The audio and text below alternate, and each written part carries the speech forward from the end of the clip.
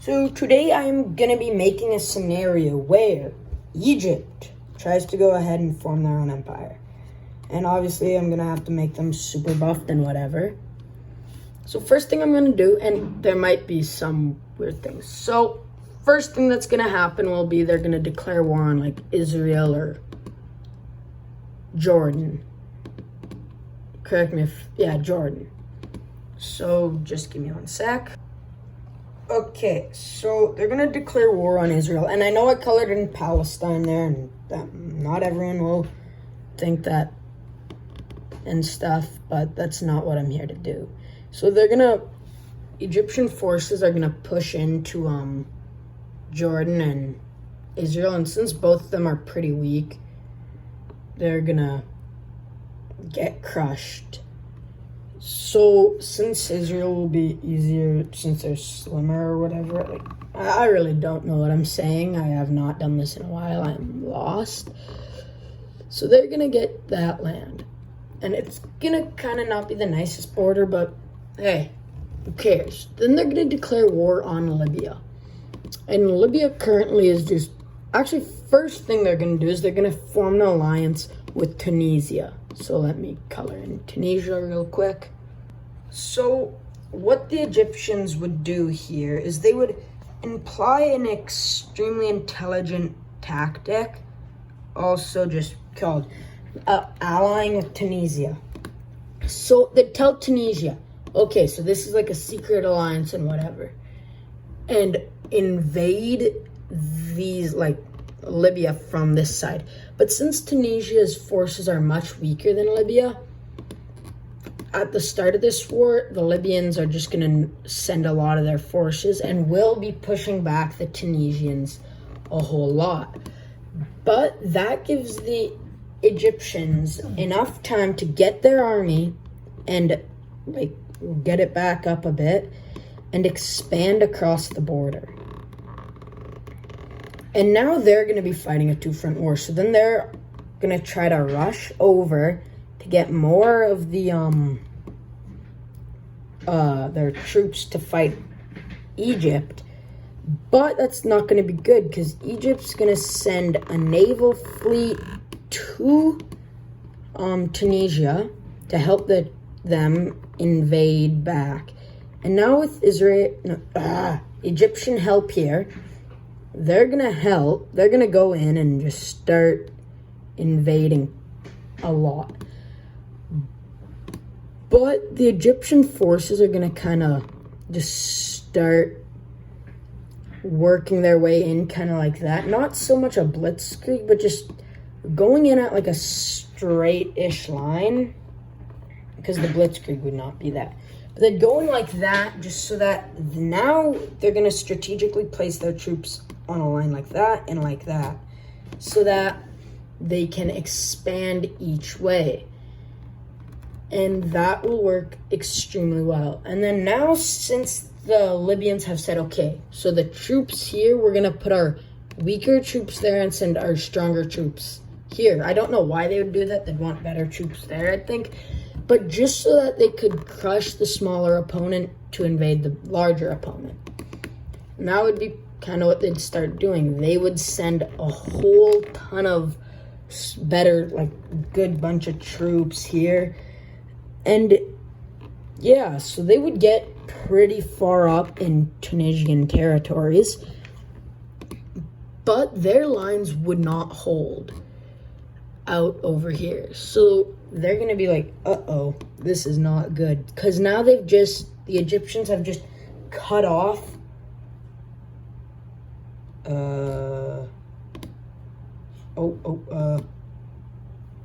so now the Egyptians have cut off that smaller chunk of Libya to just be fending there for itself.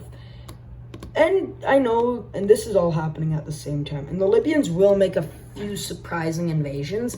Like, they'll get that, but like pretty much instantly that invasion will just collapse. Because that, like, what's that called? There's a word for that, but I can't remember. Whatever. Oh, whatever, yeah. So this little chunk here will fold. And now the Egyptian forces are kind of like running up and hit this corner here. And like this is all happening at the same time pretty much. So this is happening at the time of like they cut that piece off, really. They will finally get back a bit, but they will not make much of an expansion anymore because they'll get such a tiny bit of land. But since they don't have many troops anymore, since however many died because they kind of, not genocide, but whatever, that would be how it's looking for them. And now the Libyans, Libya surrenders and gets pretty much fully annexed by Egypt, except for the small tiny chunk that was annexed by Tunisia. So now Tunisia knows that Egypt is going to be on a rapid expansion and thinks they're safe, but they were pretty wrong there. They were extremely wrong there, actually. So instead of turning and invading like Algeria, Sudan, Chad, Niger, Saudi, or any country in the Middle East, they go turn their forces to Tunisia. And Tunisia is like, hey, we were allies. And they were like, well, we just needed you to beat Libya because we wanted Libya to be distracted with you. And Tunisia's forces will be extremely tired since they weren't even that strong to begin with. They will fall instantly. Well, I mean, they just get encircled and in a few weeks they'll die. And now in Africa, it's looking pretty bad for countries because Egypt has stretched pretty far. Not that large. And yeah. So now Egypt is looking like, we gotta make sure we don't die. But before they can do anything, there's an alliance formed. So the alliance that would be formed would be, I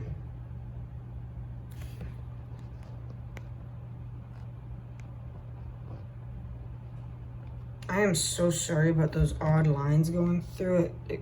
It looks odd. Please try to ignore them.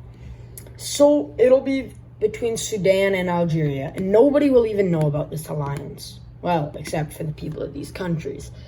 And Egypt will say, okay, we can invade Algeria right now, and then we'll go back this way and invade. So that will go like that, or other way around. So they will declare war here, and will begin to move along the border, pushing in pretty deep. But, actually, let me just check something. But the Algerians would not be able to contact the Sudanese yet, like in time, because do they still use letters between these? I don't know, because would they use phones? Or whatever, because they're trying to let them know, but like they don't have time because however it was getting to them, it was having to go through here. And Egypt, I actually don't know, but let's just say they sent a letter somehow. Egypt would go through, send a bunch of people to work in postal things and whatever, or to deliver the letter, or deliver the news, yeah. And but they will deny it from happening, so what would happen actually would be, I'm so sorry about that, that sounded weird, is that they send a naval invasion like the same day that they invade. So like after 3 hours after they invaded, and capture the capital city of Algiers. So then they put the leader of Algeria and detain him and stuff and put him into prison. And since nobody really knows about this, since they didn't really declare, like it wasn't too known about yet, the people of other countries are like, no, not many countries would really know about this conflict just yet, since it's a really new conflict, and for some reason the news isn't traveling too fast. So but sooner than later, after like 2 hours, let's say, the Sudanese, they just say, yeah, we're gonna declare war on Egypt. But they did not realize that Egypt's already made such large progress on their ally that their allies' forces have pretty much fallen apart and are just for the taking. So they were about to surrender before Sudan just tells them, hey, but since they didn't really have a leader anymore, since their leader was behind bars, they didn't really have anyone to tell them what to do. So they kind of elected a guy, and he was about to surrender, but they said no.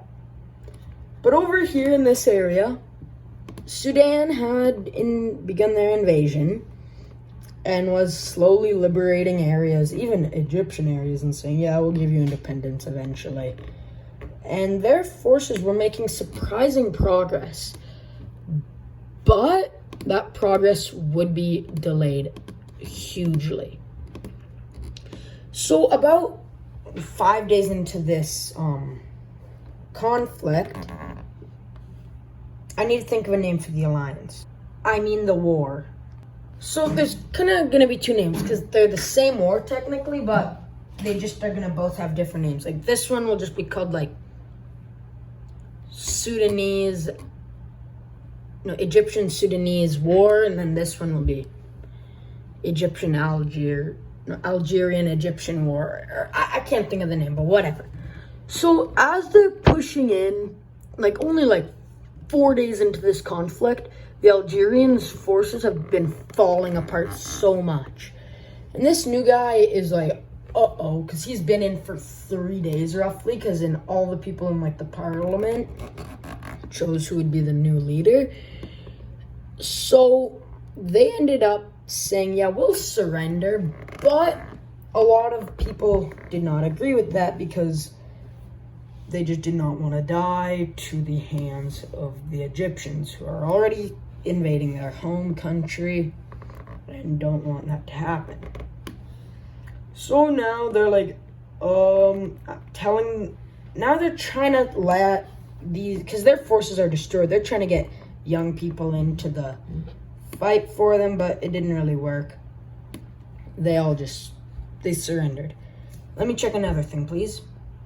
So now the Egyptian forces will have kind of split up, and they'll have tiny groups here just trying to fight in this region.